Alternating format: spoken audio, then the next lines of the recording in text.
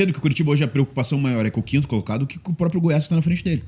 Primeiro você se preocupa em ser os primeiros para depois você pensar no título. Mas assim, eu tenho uma teoria, não é uma torcida, é uma teoria, né? De que o Curitiba vai desacelerar ao longo da temporada. E acho que passa muito pelo que é o Maicon, né? Teve até vídeo recentemente aqui no nosso canal sobre o que tem jogado o Maicon e como o Maicon é uma referência muito grande desse sistema defensivo. E quando não jogou, o Curitiba tomou 5. Dá pra ligar as duas coisas? Não exatamente, mas é um sintoma.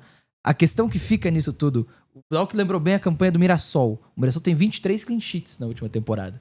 23 jogos, de 38 sem sofrer. É 60% do campeonato. É muita coisa. É um negócio inacreditável. É um número muito alto. O Muito, Curitiba muito, tem muito 11 alto. de 19. Então, e ele mantém esse trabalho. E defensivamente é impecável, é inquestionável, é inigualável o que tem feito o Mozart nas últimas temporadas na Série B. Ofensivamente é sofrível. Ofensivamente não há alternativa. Ofensivamente dá pra ver que ele monta lá com os 3 jogadores na saída, o Felipe Machado como o primeiro, com o Josué fazendo um segundo homem, com o Seba Gomes, o Ronier, 2 alas abertas e um centroavante. Dá pra ver a estrutura. Mas não existe tanto mecanismo assim. E acho que é uma escolha. Porque se ele tiver um jogo mais centrado ao ataque, ele perde defensivamente. Ele tem que subir um pouco as linhas, ele tem que se expor um pouco mais e tá longe de ser a intenção dele por ali.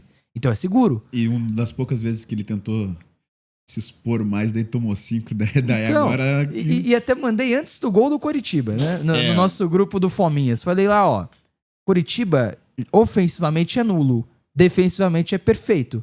Daqui a pouquinho, tá jogando muito mal, mas daqui a pouquinho encontra uma bola parada, encontra o gol e ganha o jogo. Não ganhou o jogo, tá? Mas o cenário de muitos dos jogos, o próprio clássico Atletiba foi esse. O Coritiba bem postado defensivamente, organizado pra atacar, mas sem tanta alternativa. Bola parada, uma bola na rede, não toma mais gol. Isso que você falou ficou perfeito, o reflexo disso no jogo de ontem. Sim, porque o Curitiba acha um gol na bola parada, né? E achou o gol, né? Porque o Curitiba não tava jogando isso, né? O engraçado foi que ele falou isso. Falou isso, aconteceu. Exatamente. Aconteceu o gol, Mas assim... Eu tava vendo com delay, né? Naturalmente, né? E daí o Will até mandou no grupo, exatamente isso. Eu só fiquei esperando o gol sair, né? Pois é. Mas, cara, porque ontem contra o Amazonas ficou...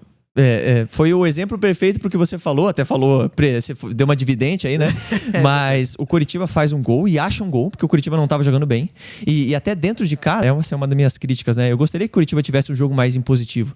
Não até com bola, mas, pô, o Curitiba não marca alto, cara. Ontem o Amazonas marcou mais alto que o Curitiba. Sim. O Amazonas conseguiu sufocar a saída de bola do Coxa, em muitos momentos ali roubar algumas bolas, dificultar o jogo do Coxa. O Curitiba não conseguiu fazer isso com o Amazonas. E até o eu entendo que é uma escolha. do Coxa, defensivamente, não possibilita uma pressão tão alta. Não possibilita você igualar numericamente da saída. O Amazonas também. O Amazonas com 3-2-5 muito claro. Muito claro. Exatamente. Eu saía com 3, vinha um volante. Ficava o Josué da La Torre. Nunca que iam conseguir pressionar. Mas vocês entendem que esse tipo de marcação foi o que deu certo nas 16 partidas? E tá dando muito certo, exatamente. Então por que ele vai mudar? Da mesma forma que a gente entrou na discussão do lance contra o Paysandu, da marcação da bola parada. Ah, por que a zona é feita assim, não é individual aqui e acolá?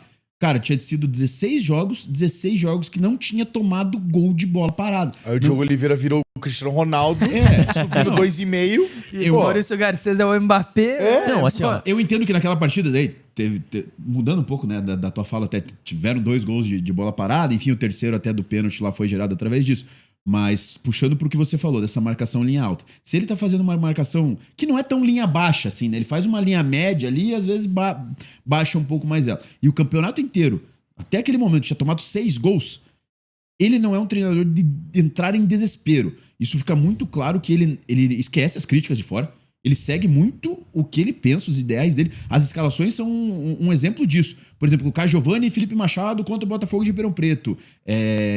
Enfim, o Giovanni Meurer no lugar do Josué, quando o Josué contra o Avaí esteve suspenso em vez de colocar o Depena. Cara, ele segue os ideais dele de acordo com o que ele treinou e ele tá nem aí pro de fora. E essa questão da marcação, eu acho que segue muito disso. Tá certo. O campeonato inteiro tava dando certo a linha média pra linha baixa. Não vai ser agora que ele vai apertar a saída, independente do adversário. Mas eu entendo. Eu também acredito que é muito mais legal do torcedor ver chegar, né, contra o Amazonas, dentro de casa, um jogo que você precisa do resultado, naturalmente você impor ali, fazer uma marcação linha alta, ter mais chance, ter a bola. Mas eu acho que ele não foge dos ideais que ele tem. E até pensando nisso, ele tem ele abre mão, de certa forma, de algumas coisas até nisso. De uma evolução de um pensamento. de observar jogadores que ele não falava nunca, que era pra fazer uma função. E eu vou dar um exemplo bem claro aqui. No jogo contra o CRB, ele coloca o Alisson de primeiro volante, sendo que ele sempre falou que ele tinha 2 primeiros volantes no elenco. Giovani e Machado. Claro, agora tem o Jaci também, só que o Jaci, encaixadíssimo na zaga, não tem por que trocar. O primeiro tempo dele muito contra o Amazonas é bom. absurdo, muito Inclusive, tem um lance que ele fatiada rouba uma dele. bola, dá a fatiada do Castilho, o Castilho quase faz o gol. Uma das únicas chances do Coxa com bola rolando. Exatamente. E no jogo contra o CRB, ele coloca o Alisson de primeiro volante. O Coxa é amassado. Ele não troca. No intervalo, o que ele faz? A única mudança dele é colocar Puxar o o Cleison. Sebas de primeiro. Ele puxa o Sebas de primeiro e deixa o Alisson sair. O Alisson quase faz gol com 4 minutos e o Sebas acha um passe pro Josué, o Josué acha o De La Torre tem uma finalização muito boa que o Matheus Albino faz uma defesaça. E também teve o ajuste no lado do João, né? Que E daí ele o Cleison tá fazendo veio fazer isso ultimamente. Contra o Atlético, entrou o Vini. O Vini no lugar do Felipe Machado. Sebas recua, Vini joga no meio. Ou seja, ele tá abrindo também possibilidades de evolução. E eu entendo o torcedor, eu repito, entendo o torcedor querer que o Coritiba ganhe todos os jogos. Mas é o que eu sempre falo aqui. Tem um outro adversário com o mesmo objetivo do Coritiba. Pode não ser o mesmo objetivo no campeonato, mas na partida são os 3 pontos. O Amazonas não tem o objetivo de subir que o Coxa tem hoje. Mas o Amazonas veio pra cá para tentar ganhar um ponto. E ganhar um ponto pro Amazonas na zona de rebaixamento é maravilhoso. Se o Coxa estudou o Amazonas e não conseguiu penetrar a defesa tanto assim, talvez tenha sido mérito do Amazonas também, gente. Esse é um ponto que a gente precisa entender, que o torcedor precisa entender. O O Amazonas teve Coritiba muito não mérito. joga sozinho, o Atlético não joga sozinho. Os times jogam contra adversários que estudaram muito pra jogar o jogo. E esse é um ponto, pra mim, fundamental de entendimento. O Coritiba é ruim nisso, não sei o quê. Não ataca, não sabe fazer. E, cara, o outro time estudou tanto quanto o Coritiba estudou também.